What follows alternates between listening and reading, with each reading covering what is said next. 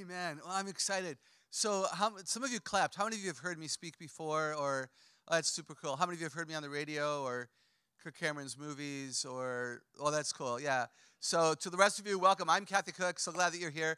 And no joke, on Tuesday I could hardly speak. And I live in Fort Worth. We were iced in. I didn't leave my house until 1 o'clock yesterday to run an errand. So, to God be the glory that I'm here. I had an event canceled yesterday at First Baptist Dallas. We were going to drive down after that, but we all flew in instead. So it's just been kind of a mess. But Satan doesn't want us here, but we're here.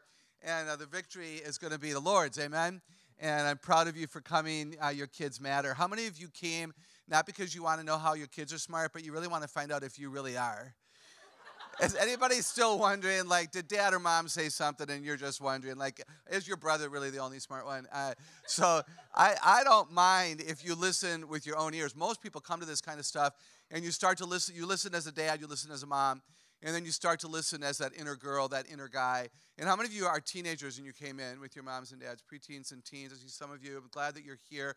How many do I have some young adults not married? They just kind of snuck in. The rest of you are truly parents and you're here. How many of you have 5 kids?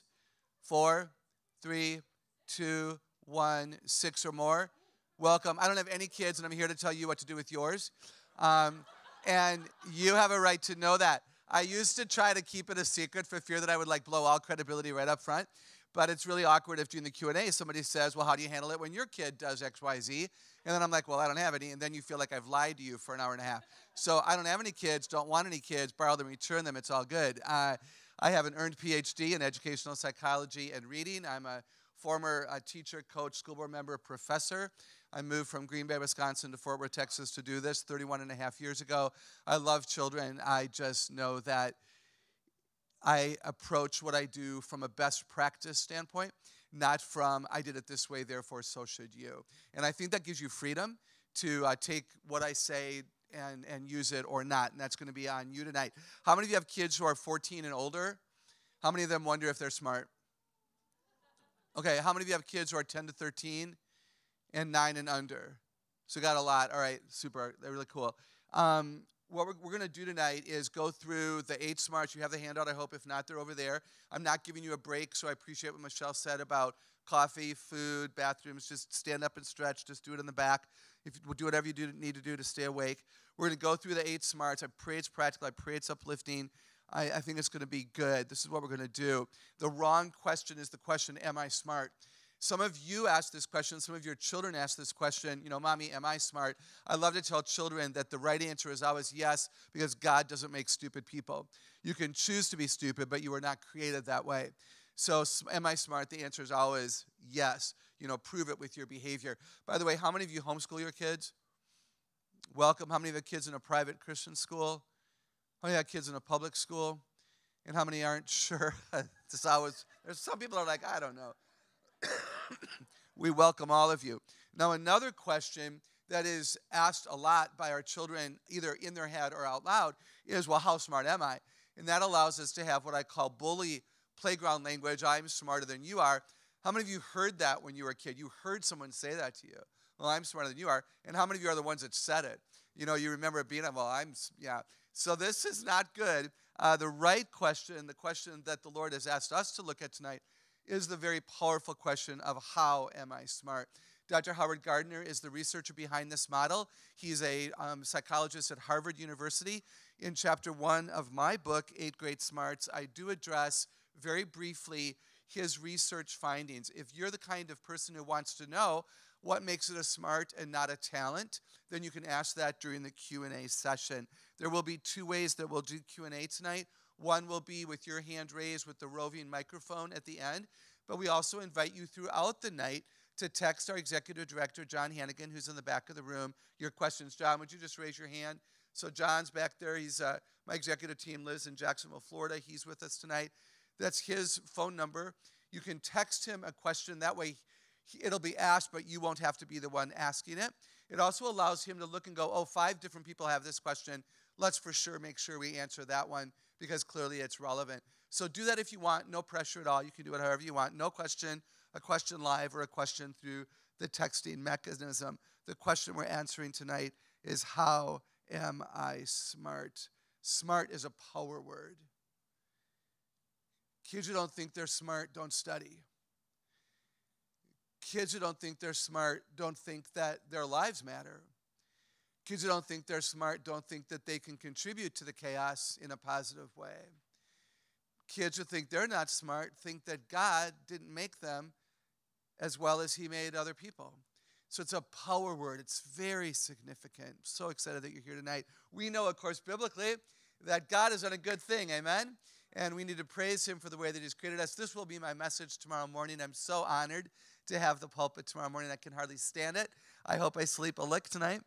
If not, it'll be a really interesting morning. But it's going to be fun. We're going to look at God's creative intent. And he creates your children wonderfully and fearfully in his image for his glory. And they are smart in exactly the way that he wants them to be. This is a list of the 8 smarts. They are in a particular order that I will explain as we go through it tonight. But if you have the handout, you'll see that those are the 8 intelligences. Now, what I want to share with you very quickly tonight is just I want to introduce you to this idea that we're not talking tonight only about academic gain. Some of you might have come tonight because you really do want your children to do better in vocabulary and better in science and better in reading. And I honor that and I get that. Academics matter tremendously, of course. But how many of you are concerned about friendship? Anybody in the room? Let me suggest belonging. It's the third of our core needs. This is one of the books I've written. You were created by God to have 5 core needs met. Take a picture if you want. He meets these needs. He also meets them through us for each other. And one of the core needs your children have is a need for belonging, a need for connection, a need for community. And how many of you, can you think back to being a student of any age, how many of you hung out with people who were like you? Like I was a band geek. I went to my high school band, went to the Rose Bowl parade. When I was a high school student, I went to the university. I went to march in the band. I played about 20 instruments. My belonging was met in my identity, which was partly of how I am smart. We're going to look at security tonight. If your kids know who they are, they can be more secure in God's intention. And how many of you have kids looking for purpose? How many of you have kids 13 and older? Okay, not a whole lot of you. Do you already have kids that are wondering what they're going to do when they grow up? You know, you probably ask, your 9-year-old, what are you going to do when you grow up? Well, I don't know, I'm only 9. I'm going to be me when I grow up. Well, when we find out our purpose, why am I alive, that can also be rooted in the way that God created us to be smart. It's our competence. So you're going to enjoy this tonight. It has to do with school, friendship, spiritual growth, disobedience. Do any of you have children who are disobedient? Anybody? That was a pretty quick moan. Today, did you want to kill a few? When you dropped them off at childcare, did you say anything about, I watch him tonight, Yeah, no, they're children, right? They're created in God's image. But yeah, disobedience. I'm going to show it to you tonight. Disobedience is rooted in all 8 of these. And if we don't root it right, it's going to mess with everything. Intelligence is not fixed at birth, and it's ever growing. This is good news. If intelligence was fixed at birth, we wouldn't need to have school or even Sunday school or church. But intelligence is ever growing. You're going to be tired at 6 o'clock tonight because your brain is a muscle and it's going to be working. Intelligences can be awakened. This is exciting. How many of you have children 5 and under? All right, fabulous. Listen tonight, not so much as to classify which of their smarts are their highest and their lowest because they're little. Listen instead for how can I awaken all 8. The research is very clear. The earlier the brain is awakened, the greater the likelihood it's a strength for a lifetime. I'm going to say that again. The earlier each of these 8, all of your children are born with the capacity to have all 8. If I did an MRI of their brain, I would find evidence of all 8. What we know from research is that the earlier it's awakened through our intervention with God's design, the greater the likelihood there'll be a strength for a lifetime. How many of you have something in common with either your mom or your dad? That's partly because they raised you. My dad was an engineer. Anybody have a parent who was an engineer? I grew up playing with protractors, compasses, T-squares, and graph paper. And so did my brother. And those toys awakened the logic smart part of Dave and our brains for a particular purpose. So you want to listen tonight, how can I awaken my kid's whole brain so that they can be even smarter than their neighbor? Not because I'm smarter than you are, but because I want Christian kids to be the smart ones. Could I just say that? Was that okay? Am I like in a politically safe place? We're about to find out. How many of you are logic smart and you're still thinking about the Chinese spy balloon shutdown and wondering why it took them so long? Okay, we'll talk about that. Not, we won't, but I just had to put that out there. Now, once your laughter is a test. Thank you. You're passing. Once the brain is awakened, it can be improved, strengthened, focused, and trained. This is exciting. So the next time somebody says, "What did you do all day?" Don't ever say, "Not much, I just played with my kids." You need to say, "I strengthened and focused my kids' brains. What did you do?" Well, I'm just a lawyer, Well, when you play with your kids and you interact with your kids and you sing with your kids and you play and you read and you do schoolwork with your kids, you're improving, strengthening, focusing, and training their brain. And we want to do it, of course, for good and not evil. We think at Celebrate Kids that most of the harm that's done in the world is done by smart people gone bad, not stupid people. The Twin Towers, I hate to even bring that back to our memory, but the Twin Towers were, that was done by smart people that were evil, not stupid people. They figured out how to fly without ever learning how to land or take off. They figured out what airplanes would have a lot of fuel and not a lot of people. You guys, that's evil gone bad, right? That's smart gone bad. So raise your kids up to the glory of God, amen, to be smart with their smarts. Amen and amen? All right, so focus and train it for good and not harm. We're going to talk about it tonight. Now, as a quick intro, let me just jump right into the 8 smarts. There's a handout with the paragraphs. I'm not going to refer to those except once or twice. Read those on your own. But let me get ready and ask you to take notes if you want. I'm not going to give you a test. God will hold you accountable. It's good enough for me. Word smart children think with words. I'm going to rephrase that. When we are being word smart, we think with words. Everybody is word smart. Everybody has all 8 smarts. Not all 8 to the max. That would be an arrogant thought. Some of you have more brain cells in this smart than you do in that smart. That's how God designs it. But when we are being word smart, we think with words. And if you excite these kids, you know it because they talk. They might write. But how many of you are raising a chatty Cathy like me? How many of you have kids who they talk all of the time? Okay. And they don't need an audience. This is what's really frightening about these children. Am I right? And how many of you are word smart? And you know what I'm talking about because you don't need anyone to listen to you. You like the sound of your own voice. And you make yourself quite happy all day long. Like you're in the kitchen having a party. No one's there but you. You walk into the store and you say, "Buy the green beans." And the person is, "I don't need any." No, that was for me, Those of us who are word smart, we think with words. I guarantee you that word smart children are always talking, but you don't know it. They're talking inside of their head. You think they're listening to you, and they're making eye contact. They're even smiling, and you're so excited. And then you call on them, and they're like, "What? Well, weren't you listening?" "Well, I was listening to somebody. I thought it was you." How many of you know I'm speaking exact gospel truth? Yeah. Words, this is why, and you might want to write this down. Your laughter is adorable. You might want to write this down. Self-control. Everybody needs it. Right? Now, all 8 smarts cause rabbit trails, what I call the rabbit trail in the brain. Word smart people have conversations all the time. So we need self-control to stop it and truly pay attention to mom, dad, piano teacher, soccer coach, okay? So word smart people, they think with words. When they're excited, they probably talk. We don't need an audience. We are the readers, writers, speakers, and listeners. This is the school smart. It's only number 1 because it is a school smart. It is not the most important smart. I'll tell you later tonight which one I think is the most important. But please hear me again. It's not the most important smart. It's only the most important smart in the system designed for schooling. There are people who homeschool their children because their kids don't fit the system across the road that was designed in the 1800s for kids who have a lot of brain cells here. All right, you with me so far? All right. How many of you know people who have been, this might even be you, how many of you know people very successful in school, but they're flunking life? Could I see your hands?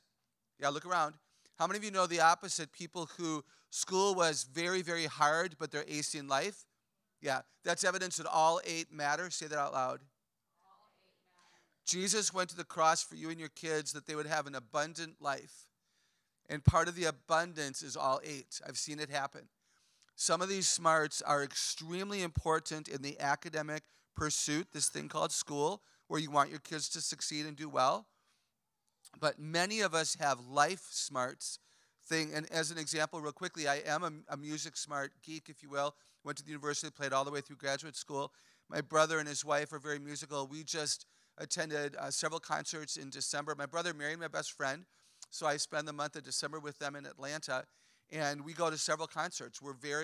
Music smart was very core in our schooling. It's actually how Dave and Deb met, but now it's how we spend our spare money, and it's how we spend our spare time, and it's one of the things that we enjoy.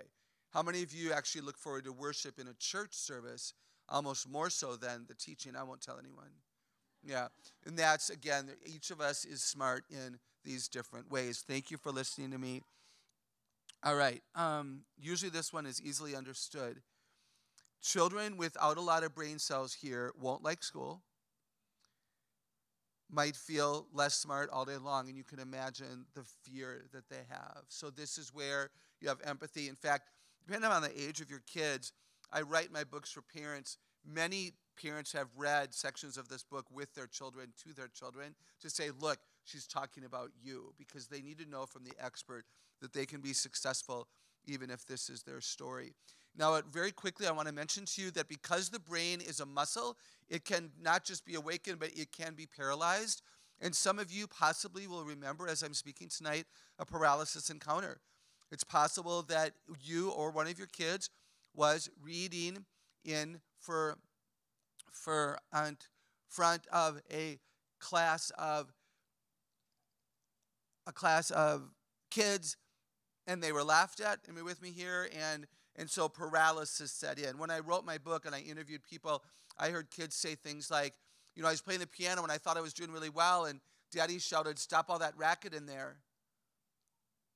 And I didn't know I was making noise. I thought I was making music, and I never played again. I know of children who accidentally did a science experiment wrong, and something went haywire, and the small group that they were a part of, you know, hated them for a long time, and they gave up on logic, smart thinking. So paralysis is possible. What's really exciting is that the intelligences can be reawakened because of this flexible muscle that God's given us, you guys. So if you listen to me tonight, you might have an epiphany where you're smarter than you really thought you were. And that a well-meaning dad or mom or teacher who didn't know any better said or did or didn't say or didn't do something that caused you to doubt, and you never achieved what you could have. True story, a gal was at a seminar I did for teachers, and she was a teacher's aide, and she came up to me with tears at the end, and she said, I never finished my education degree because I never thought I could, but I'm going back tomorrow. And she enrolled and finished her 4-year degree because she sat in a seminar just like this and found out that she was smart enough, but she had been denied the opportunity by the liars that had crept into her spirit. So be aware of that. Some of you have kids who need to be told, oh, sweetheart, you're so much smarter than you thought you were. Not, I'm smarter than you are. That's pride. That's sin. Call sin sin. But to own it so that they can change the world through it. Amen and amen. When I interviewed people of all ages and I asked them about reawakening, you might be interested to know that the number one answer was, I'm sorry. I said, you know, what would cause you to try again? You know, well, Daddy said I was making racket. Or Mommy looked at my brother's art project, but she didn't even look at mine. Or Grandma didn't ask me to read a poem, but she listened to my sister read a poem. All these things that we don't intend any of that stuff to paralyze a child's brain, good heavens. But stuff happens. So what would happen? And they always say, if my mommy would just say she was sorry, if my daddy would just say he was sorry, he yelled. If my teacher would just say she was sorry. So I just want to say to you, if you feel tonight the Spirit is showing you that there's been a lack of healthy connection between you and one or more of your kids, and maybe there's something not happening or something that is happening that's causing paralysis, the powerful words, I'm sorry, will matter greatly. Raise your hand if this is making sense to you tonight. Look at that. Thanks for your humility. Appreciate that a lot. All right. So throughout the night, please remember that one of my goals is that we will help our kids be smart with their smarts. Paralysis often occurs because children misbehave. and you don't want them to misbehave, so you say stop that. But you don't mean stop the brain, right? What you mean is stop that little activity. So for each of the 8, there's misbehavior. Now, in the book I wrote, there's a section in every chapter on learning, on behavior, on careers, service, spiritual growth. As an example, let me try something. You can trust me. Raise your hand if you know that word smart is one of your strengths, even though I'm going quickly and we've only done number 1. Raise your hand if you can read, write, speak, and listen easily. Keep your hand up. If you can encourage, edify, tell the truth, build up. Keep your hand up if you can gossip, tease, name call, demand the last word, and impress people with everything you know. Yeah. So, thank you. And for those of you in the front, all the hands stayed up the whole time. So, what that shows us is that all behavior is always a choice. It's one of the most important things you might hear me say tonight. When your children choose wisely and choose badly, you say you chose to slam the door, you chose to talk back, you chose to whine at mommy, you chose to teach. No, I didn't know you chose. All behavior starts with choice rooted in a worldview, which is why we're huge fans of a biblical worldview. So what you need to understand is that I want your children to be obedient to the glory of God. I want you to cause them to grow in their obedience without you paralyzing their brain. So listen to me tonight and see if you can assign misbehavior to a smart.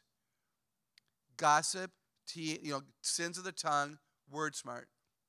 What you have there is a gifted, smart boy or girl destined by God to change the world through the spoken or written word if it is corralled in the boundaries of love. Amen? I was a chatty Cathy as a child. Now people pay me to talk. Wrap your mind around that. I'm an author of 6 books. Number 7 is about to be finished. My grandfather was mayor of my city growing up. He stood behind the podium, and I was in the front row with my little corsage. My cousins and my brother with the boutonniere, and Grandpa Meyer's the one who said, "Oh, chatty Cathy, use all those words in you, only for good and never for evil, always to help and never to hurt." My parents taught Dave and I how to listen. They taught us self-control, self-respect, and respect for others. Please do that for your kids. I don't envy you a chatty Cathy. I have taught parents to say to your kids, like, mommy's ears are full. Mommy's ears are full. Mommy can't hear any more words. And if you try that later tonight, tell me tomorrow how it works for you. A mom private messaged me, and she says, my logic smart son said, well, mommy, just tip your head over. Just to spell it out. Oh, my gosh. You chose to have children. I don't know. Are you all doing all right? All right, so glad we're here. Number 2 is logic smart. You can read a little paragraph, and you'll see that these are the thinkers. They think with questions. So these children talk. When they talk in questions, with questions. They always want to know something. Why is my name Elizabeth? Why is milk white if a cow eats green grass? How big is God? You say he's always right here, but I never feel him. It's hard, right? How many of you feel so stupid around these kids? It's like, oh my God.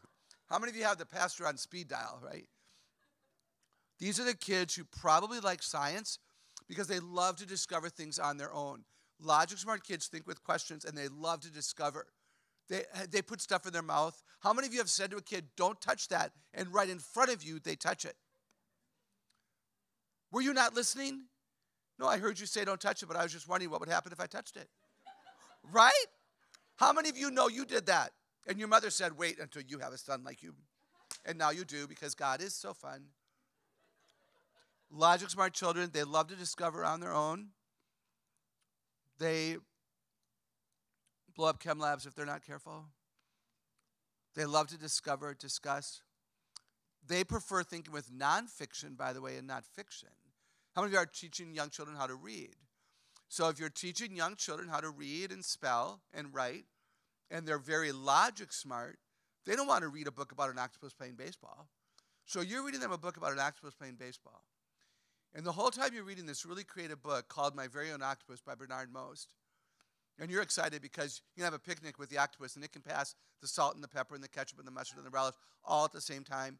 And then you can go play baseball, and all you need is you and one octopus, and you can be a whole team. And the whole time you're reading this, your logic smart kid is thinking, I thought Daddy was smarter than this because I think the octopus would be dead by now. Am I right? How many of you have that kid? The octopus cannot play baseball. That is like the stupidest thing I've ever heard. And sitting right next to that child is the picture smart child who's like, finish the book. Right? Right? This is why it's fun and complicated. So if you're teaching young children how to read and write, make sure you use nonfiction and fiction. Very important. So get a book about an octopus and an amphibian and a reptile, and also get a funny book about the snake in the toy chest, or maybe not. That's probably not a good idea. And then logic smart children also like math because math does make sense. Not all of you agree with that, but math actually does make sense. 2 plus 2 is always 4, and 22 plus 22 is always 44. So those of us who are logic smart tend to enjoy math because it is sensible. You know what doesn't make sense is spelling. Could I have an amen to that? My last name is spelled K-O-C-H when we pronounce it Koch. That's ridiculous. I used to teach second graders rules like if there's an E at the end of the word, it makes the first vowel long, but that doesn't always work. There's a rule that, if 2 vowels go together, the first one does the talking and the second one does the walking. There's a word in that rule that breaks the rule. Does, according to the rule, should be does, but it's does. Whoa. So one of the most important things to teach children is that maybe something's hard for you because of how you're smart, not because you're stupid. See, I'm very logic smart. I want the rules to work. I think with questions. I'm a logic smart problem solver. That's why I do what I do for a living. And anybody here who's heard my work or read my books knows that they're very solution focused. I'm very much into helping you solve problems. That's the heart I have for the family. And so that's good. I don't say I can't spell. That's a lie. I can spell. And I don't say spelling is hard. That's a lie. But what I do say is that spelling does not come naturally to me. Do you understand the difference? Don't let your children lie. Spelling is so hard. Bethany, some words are tricky. But please don't say that spelling is hard, because that's not true. This word, it's tricky. That's why you have to memorize it. It doesn't follow any pattern. It just is what it is. You guys with me here? So sometimes what's really cool to say to a kid, you're so logic smart, spelling is hard. What did you say, Daddy? You're so smart that this is hard for you. All right? So I travel with the Misspellers Dictionary. This is a dictionary. In this dictionary, you can find the word the way it should be spelled. Like in this dictionary, the word knowledge is spelled N-O-W-L-E-G-E, which is correct. Somebody thinks it should be spelled K-N-O-W-L-E-D-G-E. In this book, you find the word the way it should be spelled. I have an earned PhD in reading. I've written 6 books, and I travel with the Misspellers Dictionary. Because why? When you know your weakness, you find a way to set it straight and not let it become a detriment. Amen and amen. I also have an electronic spell checker that is the size, it's about that size of that, actually. And it works like a calculator, but you type in the word, and it autocorrects and gives you the context, and you can figure out if it's complement with an I or complement with an E. So when you find out that your kids have an academic deficiency, you find out what can you do to support them. Because that's your heart, right, as a mom and a dad? Because spelling is something that they are going to have to get better at. But I love telling kids that I don't even need spelling tests anymore, so I don't have to learn any more words. Like, I'm done. They're like, whoa. But because I'm writing a new book, when I write a book and I know that there's certain words I'm going to use a lot, then I create a self-correcting dictionary in my laptop. So in my laptop, I have a larger self-correcting dictionary than you do. And that's another tool that you can teach kids. Am I making sense to you? All right. So logic smart kids think with questions. When they're excited, they probably ask more questions. You have these kids, right? Mommy, what about this? Now, if they ask you at bedtime, that's sin. Manipulation, call sin, sin. And there's a consequence for their choice. But if they're genuinely asking in the middle of a science lesson or in the middle of a story or the car ride, that's just genuine enthusiasm for these kids. They do enjoy working. By the way, this is also high in the list, number 2, only because it's a school smart. Because what do we do all day in school? We ask and answer questions, and we do math and science a lot. So this, again, is not super important in life, in my opinion, although common sense, come on, we could use a little bit more of that. And that would be birthed in this smart, I think. Check this out. Takes a piece of candy, and Mom sees him. You know, that one is yours, Jeffy. If you touch it, you eat it. Any prediction about over there? Right. Does he know what he's doing? Oh yeah, look at his face. So don't be caught off guard by these people. I do think that we set up a lot of logic smart kids to get into trouble. I think logic smart kids without self-control are really at a wit's end. So be really careful. Like you say stuff like, "Are you going to leave that there?" The kid's like, "Well, yeah, that's why it's there." I mean, what is he asking me that for? I mean, you guys with me here? So be aware that logic smart kids, they listen to you. They listen when they want to, right? Have you noticed that? Yeah, they listen when they want to. It can be so distracting. So he doesn't get to eat it. He watches his sister eat it, or he throws it away. But be careful that you don't set these kids up to kind of get into trouble. I do want to mention to you that, God, what an understatement, right? That God is smarter than we are. I became intrigued by this topic for many, many reasons, but one of them is evangelism and discipleship. I love your church being a discipleship church. I hope you have a heart for the lost. How many of you have loved ones who don't yet know Jesus, and you've tried so many different conversations, perhaps? You might be interested to know that I came to faith in Christ for his wisdom and not his love. I come from a fine family. I was raised in church. My parents became believers before they died. My dad, right before he died. It's an amazing story. Don't ever stop praying for your parents. My mom lived the last 10 years of her life as a believer. We come from a great family. Dave and I were raised in church. I went to the university and I roomed with a Catholic, and I got confused because I went to Catholic Mass at midnight with guitars and candles. It was the thing everybody did. And they knelt and they crossed themselves, and there was communion, and I saw Jesus on the cross. And I had never seen Jesus on the cross before. And I began to wonder about church. It must not be that church is the common ground. I don't even know what language I would have used. And praise God for a youth pastor of my former church who was a believer in a liberal denomination, who was open to all my questions. And long story short, after many conversations where he respected my questions, unlike an agnostic Jew friend of mine who asked a question about Jesus and was kicked out, Catholic friend of mine who dared to ask a question and was punished by the nuns and gave up, my questions were heard, and I'm here today. And Pastor Rich showed me Colossians 2:3. Colossians 2:3 says that in Christ is hidden all wisdom and knowledge. And Pastor Rich said, "Kathy, most people come to faith in Christ because they want love and need love, but I'm an introvert from a close family." Anybody relate to that? One brother, I grew up kitty corner from grandparents and went to school and church with all my cousins, aunts and uncles. Leave me alone. I like love. No. I got my space. I'm good. Now, eventually I knew I needed God's love. Hear me on that. But Colossians 2:3, in Christ is hidden all wisdom and knowledge. And that was my victory verse.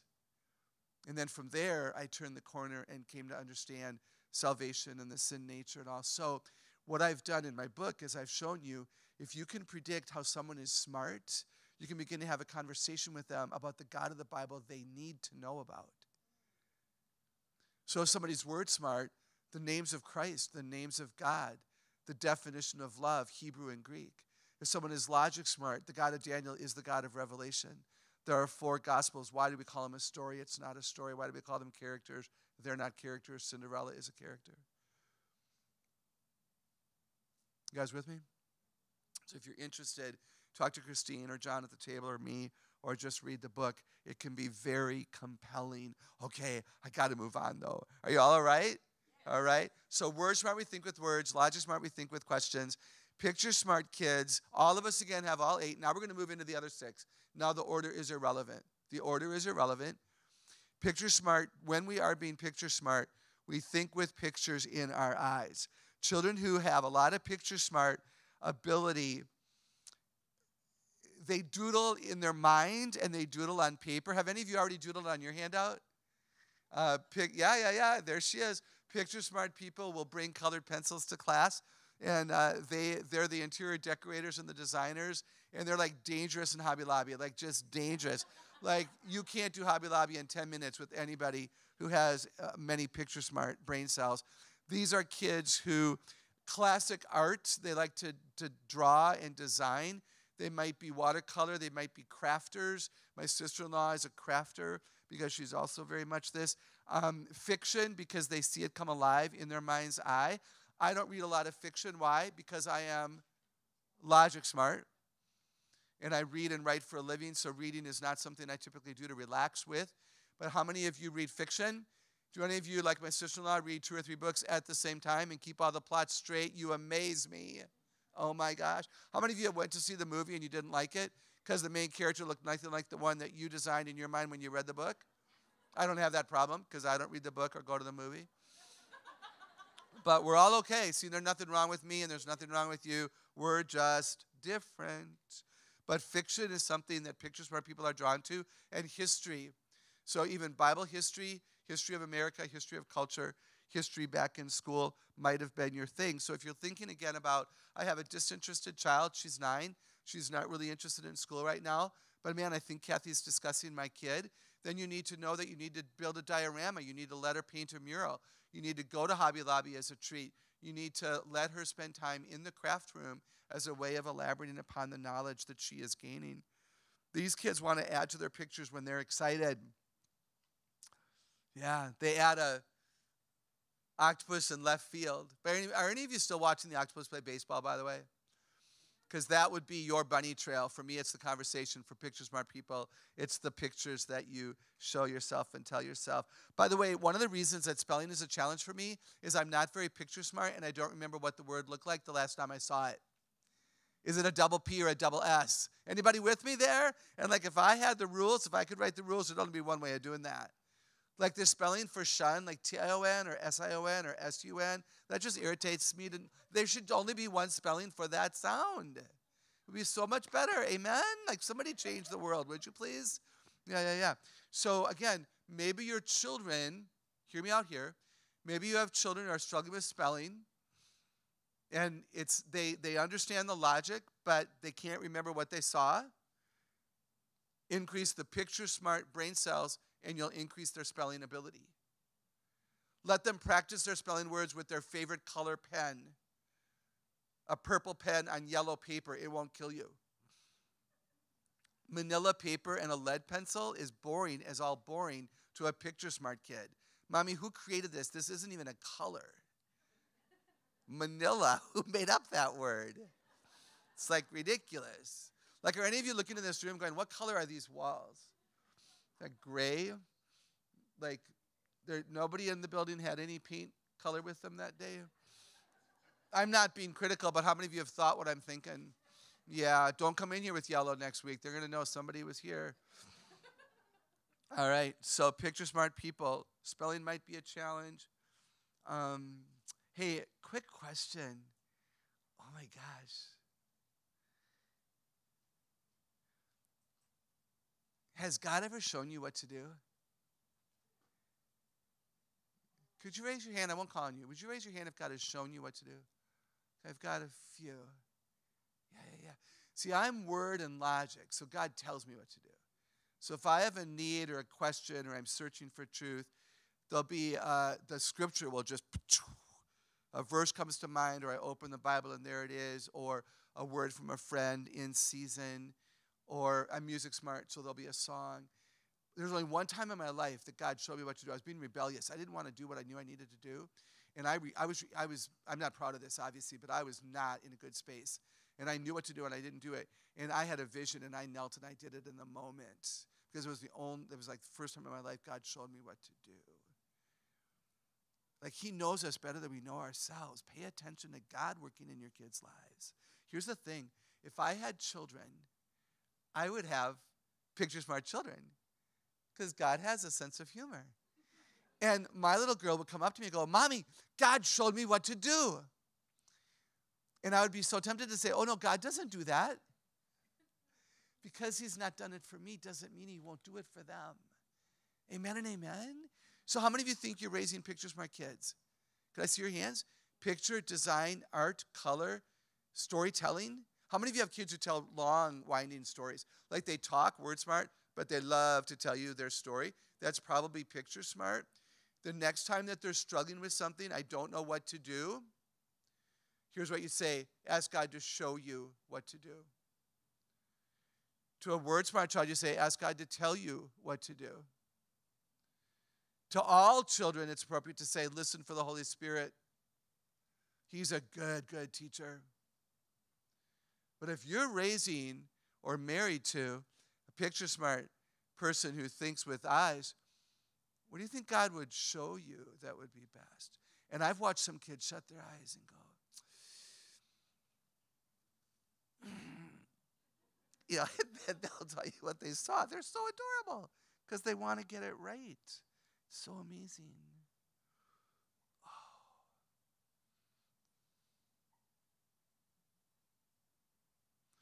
We sell the Picture Smart Bible.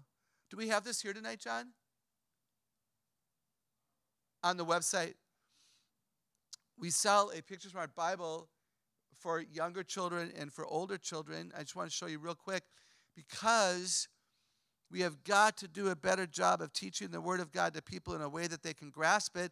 This is the book of Exodus for little children. Right here, if you look at the word help in the upper left-hand corner, all they have to do is trace it. The one on the right is finished unless you want to take time and your kids get to color it. That is a summary of the book of Exodus.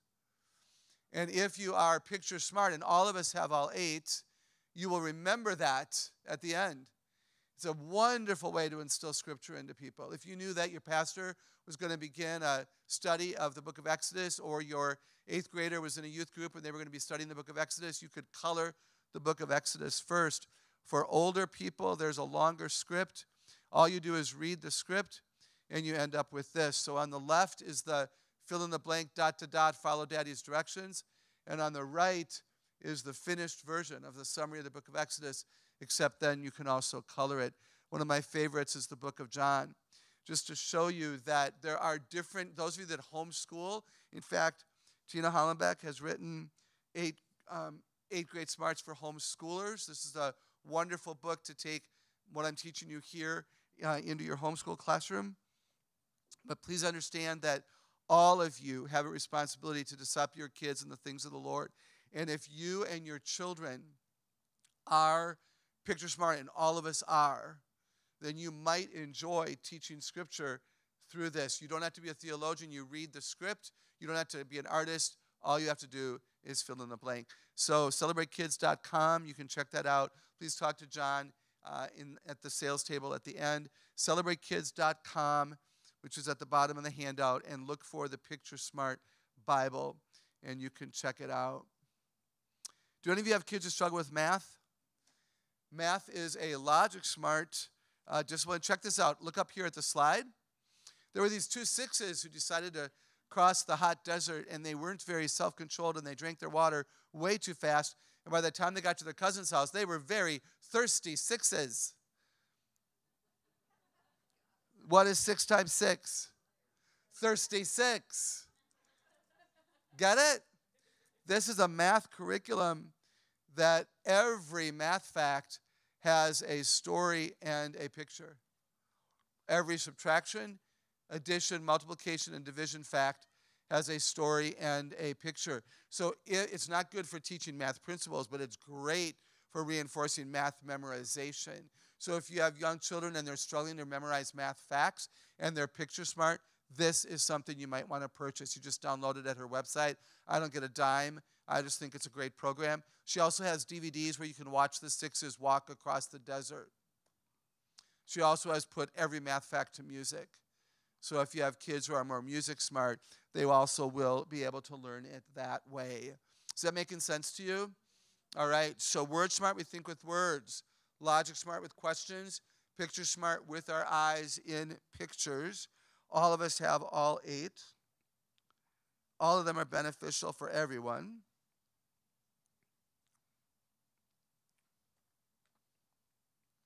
And the next one is music smart. And this is another creative smart. So art, picture, and music are sometimes the two that surprise people. And they'll say to me, well, Kathy, I'm creative, or I'm musical, or I play instruments, or I can sing in tune, or, I'm a good artist. And then I love to say, well, you're good at that because of how you're smart. This is what your children need to know. How many of you think you have kids who are picture smart? They need to know that they're smart, and that's why they're good with pictures and design. How many of you think you have kids who are music smart? How many of you have kids who already play the piano, enjoy choir, sing in tune, dance around the house, always want to have music playing, memorize songs? These are all music smart abilities. These are kids who think with rhythms and melodies. You can simply say that they think with music if you want to, but there's a rhythm and a melody to music smart people. In fact, how many of you wake up with a song? Do any of you wake up with a song? Yeah. Music smart people often go to bed with a song, wake up with a song. We use songs to define our days. And we're in the room. If we're happy, we're making music. How many of you got kids who toe tap and bebop and hum and whistle and, pencils become drumsticks? Oh, my goodness. Do you have kids who do this? And you just want them to stop, right? Whoa. Now, that's body smart. We'll get there in a minute, so we're going to save that, and we'll come back to that.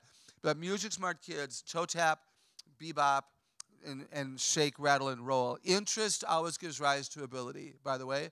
All of the smarts start with interest. All of the smarts start with interest. If interest is paid attention to, ability will rise. So if you are music smart, and you want your children to be music smart, so there's a shared family value, then interest them in music. Go to concerts. Go to Mommy and Music and Me at the Y, if that's a safe place for a Christian to go today, and get them interested. Talk more about music around the house. It can be so powerful. Have some of you had God answer a question with the song? Yeah. I remember a time when I was struggling and I told no one but God.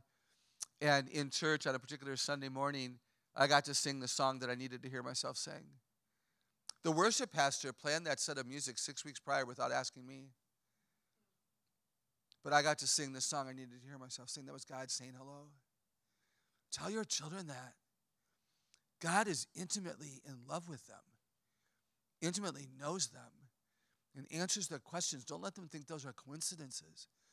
My friend Kathleen and Brian got married and walked out of the church to the song Step by Step by Rich Mullins, forever ago. They're old.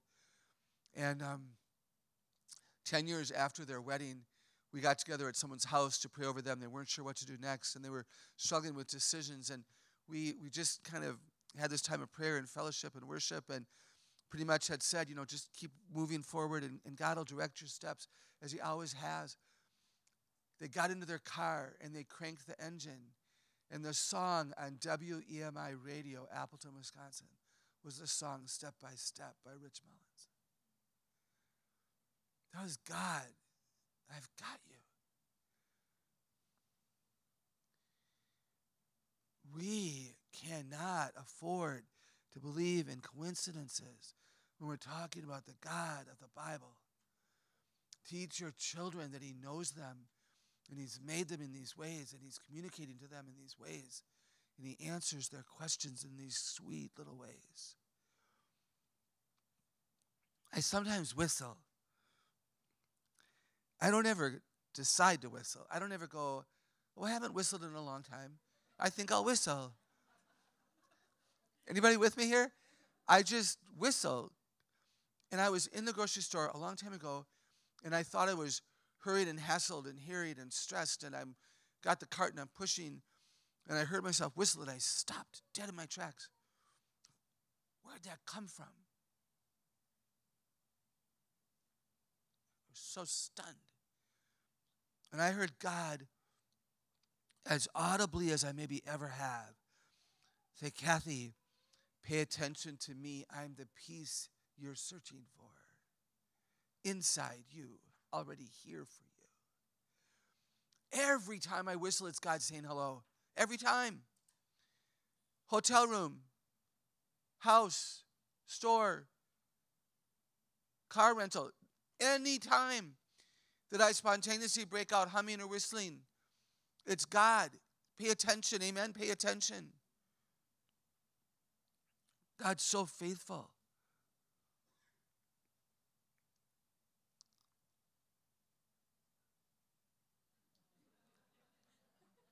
You raising this one?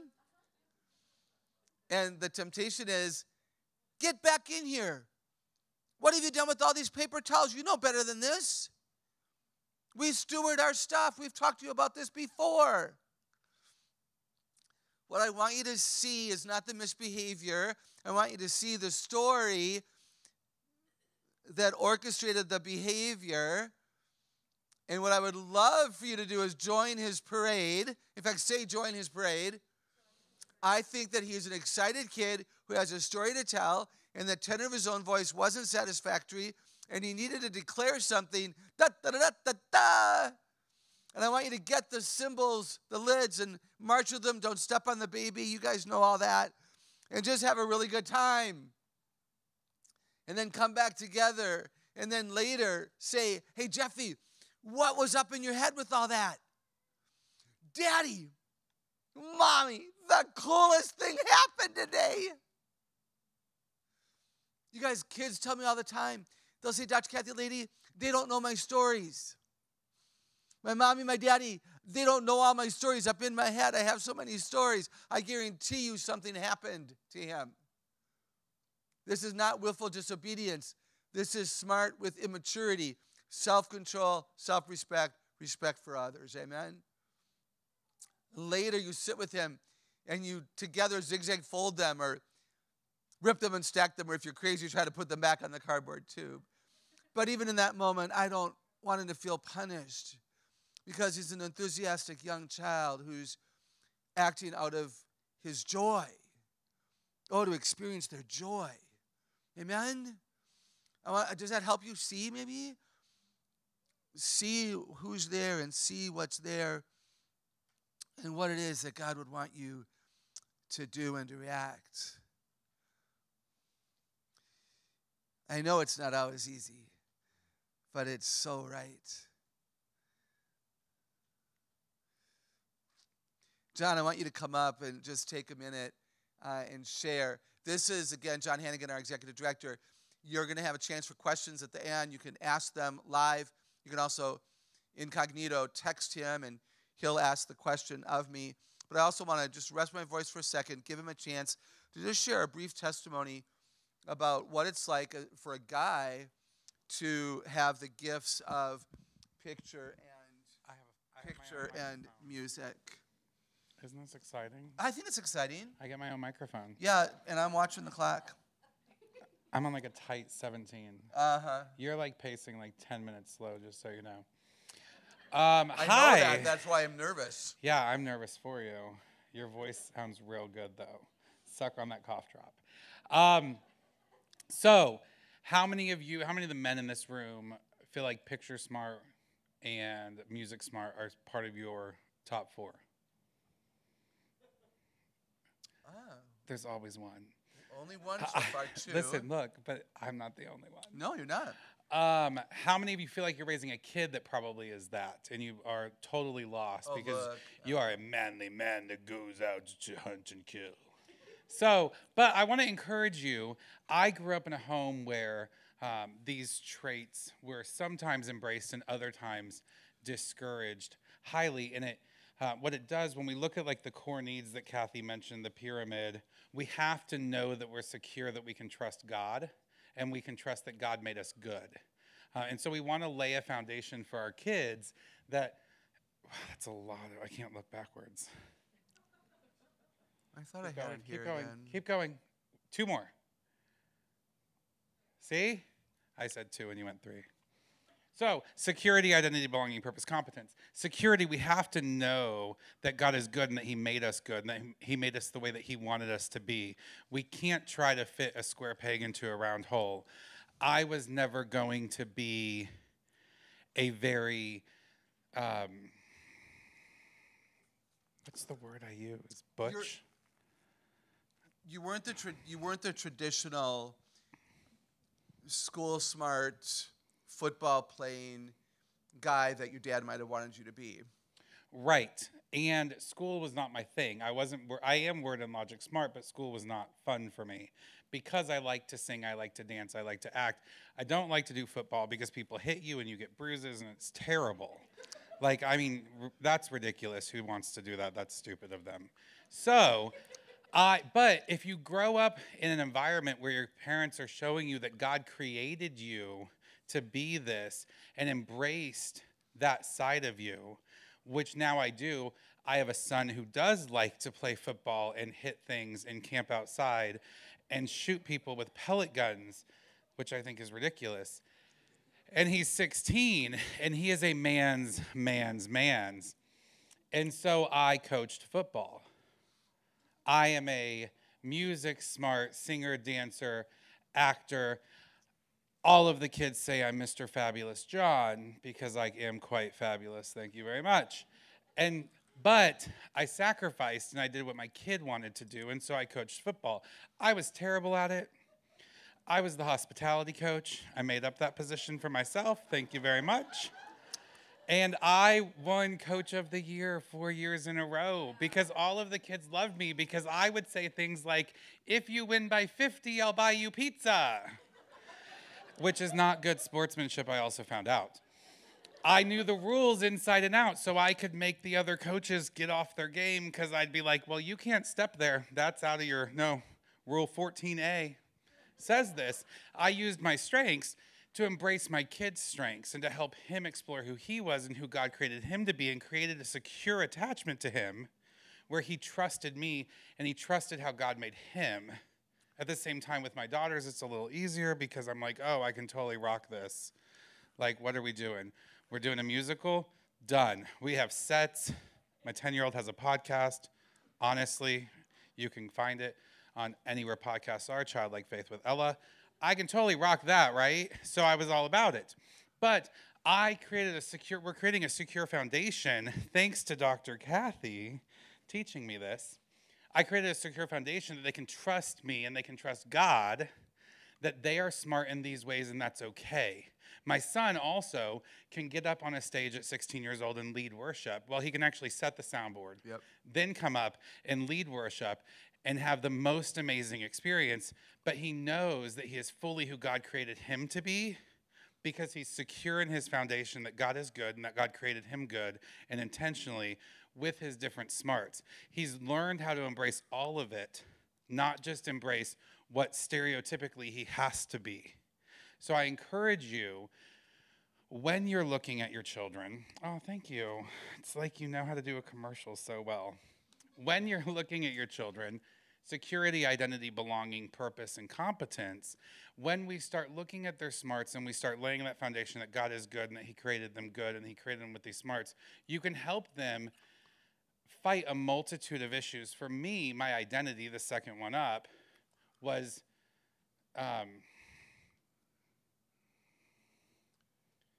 turned on its axis because I didn't understand that music smart and picture smart were okay to be.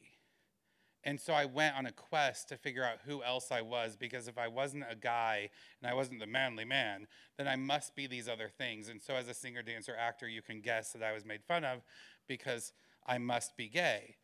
And I went down that road because I didn't have the security, the identity, the belonging and purpose and competence and all of that. And I didn't understand that these were things that God created in me to be good. So be the cautionary tale. Don't do what my parents did. Do what I'm telling you to do. Then your kids will be perfect and have no problems ever. Well, I was going to say, thank you, John. You're welcome. Oh, should I say 5 to Thrive? Use the book. The 5 to Thrive is the book I've written about that pyramid core needs. What I was going to say, too, is that it's a good example of what we teach at the ministry, which is walk toward your children. Don't always make them walk toward you. It's, I want your family values to matter. If your family is interested in music, that's great. My whole family was. It bonds us together. We go to concerts. And I could go on and on. Our parents raised us well. So nothing wrong with that. But then you also want to discover, hey, you have a kid who's interested in something and you're not. It doesn't mean that you abandon your kid there. I'm really proud of John for being the football coach. Like, that was a huge deal that was very, very helpful to the relationship that he had with his son. But it's important, especially with picture, music, and even body, which is the next one we're going to come to, that sometimes boys in particular are really confused there. So thanks for sharing. So don't set an expectation that they're going to walk towards you. You have to walk towards them. Yeah, do what they like. Sit down and watch a musical with your son if he wants to watch a musical. Yeah. And then if you're the guy who came up to me and said that he couldn't do that, the next year you'll come up to me and say, Hamilton's an amazing musical. And I'll be like, right? Oh, my goodness. The other thing I'll mention is that... Are we done now? Yes, please. Text me if you have questions, and I'll ask Dr. Kathy for you later. Yeah. And let me say one other thing before we get back to the list. I hope that was helpful as an interlude. It's... When I speak directly to children, and this is often a Christian school chapel talk or a public school assembly or a church youth group thing I'll do, they come out of the woodworks. They weep with me. And there's stories in the book about kids who never thought they were smart. They were creative and artistic, but never knew they were smart. And they hid it. They did because they didn't have anybody who would respect it. But let me also say that the intelligences never work alone. They always work together. So I'm teaching them as isolated aids because I have to, but they never work alone. You're always using word smart because you can't think without words. You're almost always using logic because questions come to mind, even if you're into art, design, and things like that. So if you're not terribly music smart, but you have a kid who is, what do you have in common? And you could bridge to the music through the one you have in common. And that'll give you a strong footing, I think, as well. So let me continue, and I pray that you're going to continue to be blessed.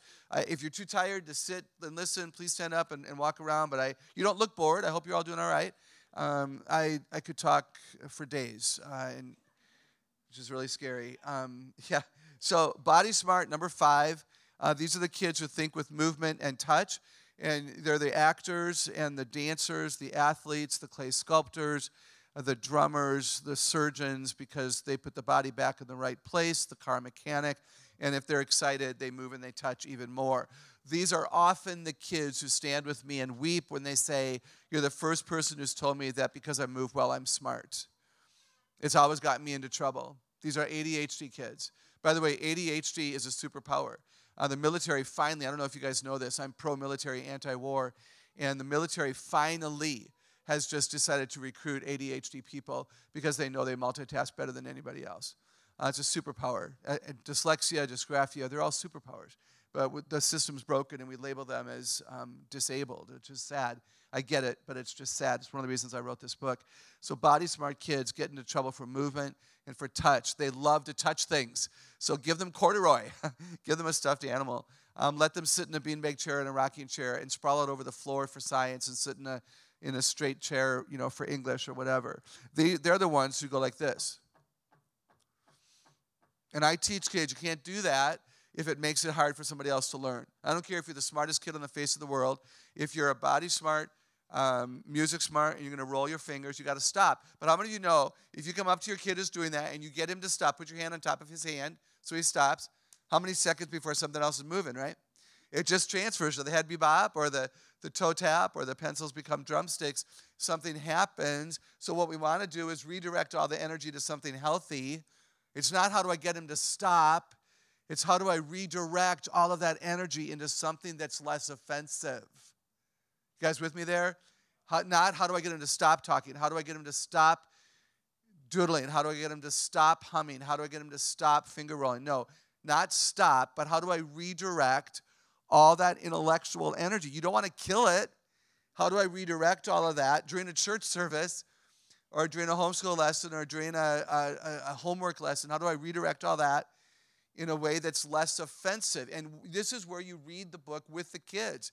Say, look, Dr. Kathy's taught me that you are smart in these ways, but you must learn obedience in community. That's what I teach kids.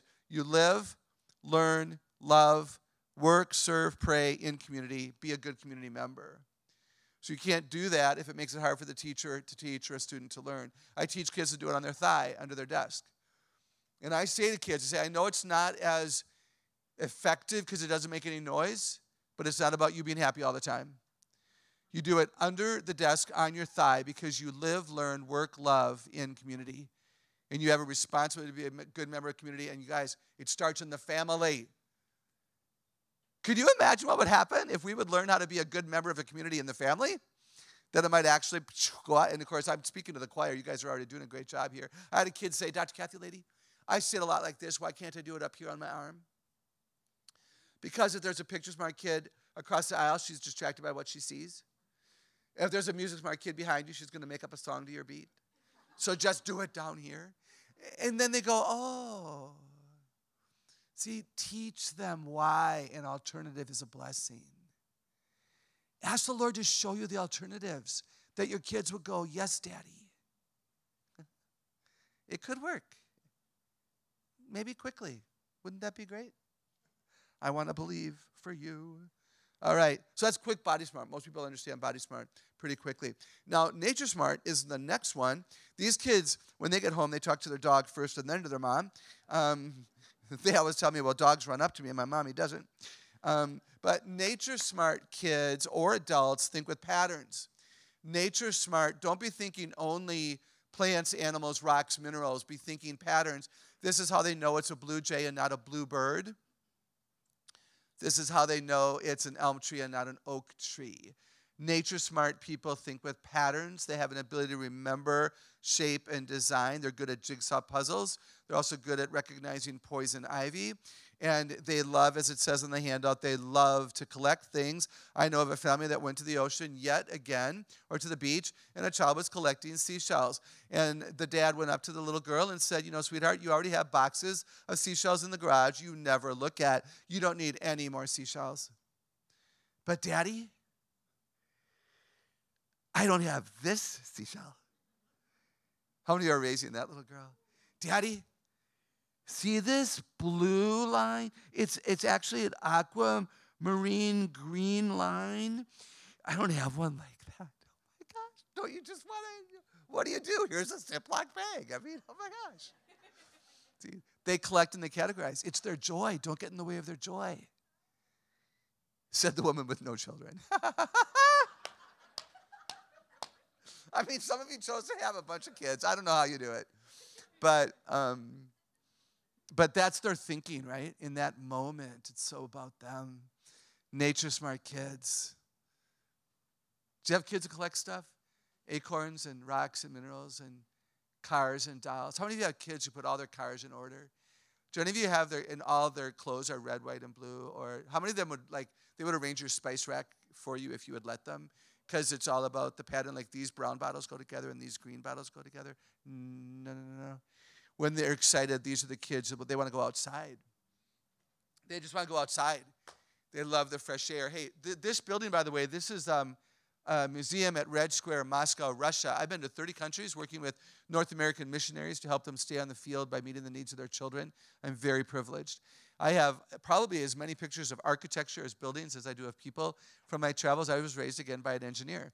So I pay attention to design, shadow, light, color, and it matters to me. So again, it's not just rocks and animals, it's patterns. And so pay attention to that with your children. These are the architects and the engineers. My dad was an engineer. He was so gifted. My dad could walk into a room and hang a picture above the couch exactly in the middle without measuring, and he would be exactly right. How many of you know what I'm speaking of? Because this is you or you're married to this. This is an engineer who's picture smart and nature smart. By the way, there is a career download available to you on the website for free. In the book, 8 Great Smarts, there's a section for career. But if any of you know men and women who are underemployed or unemployed, or you have high school or college-age young people trying to figure out what to do, if you go to the bottom of the handout, you'll see the website there. It's 8greatsmarts.com. Go to the free section and download the handout for careers. 8greatsmarts.com. Go to the free section, download the handout for careers. For each of the 8 smarts, there's about 30 job skills and 30 careers for each of the 8. That's 8 times 30. That's a whole lot of careers to choose from. And it helps kids get out of the box of what could I do, Daddy? I only like numbers. What could I do? Well, go look at that list, and maybe you invite somebody over for lunch who has a career that's similar to that, and you begin to have a dialogue about what your kids could do related to the way that God's designed them to be. It is so significant. By the way, these kids would rather take biology and earth science, meteorology and oceanography than general science and chemistry. So when I meet a child who says, oh, I don't do science, then I say, we haven't yet found the science yet you can do. Science is always logic. Why? Because they think with questions and they love to discover truth. But then within science, there's so many different divisions, right? Hey, by the way, true story. My brother Dave is 3 years older than I am. He's a clinical chemist at Emory University in Atlanta, Georgia. He's the past president of the International Association of Clinical Chemists. He can read all my books. I can't read the title of the article he's written. Got these multisyllabic words in it. He's been on an international task force for COVID-19 since the day it was named and discovered. He lobbies in Congress 4 times a year for laboratory science, medicine, money to help our pharmaceutical costs. He's brilliant. You know why I'm telling you that? He has a PhD and a postdoctorate, which is 2 years after a PhD. Dave and I are both well-educated believers. Dave is a great husband, father, brother, grandfather, a great man unto the Lord. When Dave was 10, Grandma and Grandpa gave him a chemistry set. That awakened Dave's logic smart. Our grandparents, back in the day when you could go to a store and there's shelves of toys, and remember that, some of you? And our grandparents must have noticed something in Dave, and they gave him a gift of a chemistry set when he was 10. And our parents allowed him to make messes at the kitchen table. And if Dave were here, he would testify that God used that toy to awaken the logic smart part of him. And he has invented something that is used worldwide because of a toy he was given when he was 10. That's how you awaken the brain. You pay attention.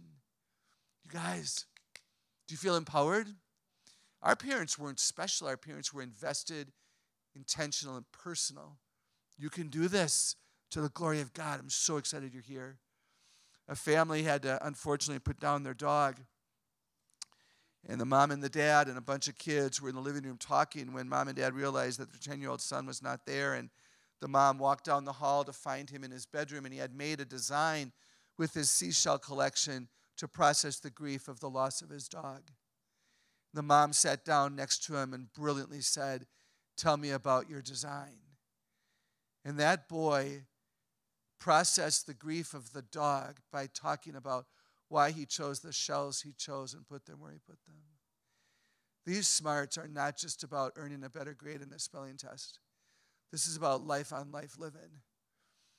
Those of us who are logic smart, we would rather think about our feelings and feel them. Word smart people talk about their feelings. Picture smart people draw their feelings. Just be thinking here. They're so relevant to the way that maybe some of you are interacting with your kids at home. On our website, celebratekids.com, we sell our friend J.K. Williams' brilliant devotionals for children who are especially nature smart. One of them is 28 Fabulous Creatures. The other is 20 Creatures in the Bible. You learn about why God has them in the Bible and what you can learn about them. So if you're curious, our website is full of resources that you can benefit from, and we would invite you to go there and check that out. These are good books for kids who are maybe 8 to 12. Actually, a family could do them, and they'd be super fun for a family. All right, you all doing all right? All right, so everybody has all 8. Hierarchy of giftedness. If you know more than one language, you're more word smart than I am. There's all kinds of ways to figure all that out. Let's look at the last 2, and then we'll do some Q&A. I'm excited with you. Oh, I was going to mention, too, remember this whole evangelism idea. God's creation is one of the best places to take people to introduce them to the God of the Bible, right? The creative intent of the Lord. So keep that in mind for evangelism. It's so cool. If your kids love nature, use it as an evangelism lesson. I'm sure many of you have already done that.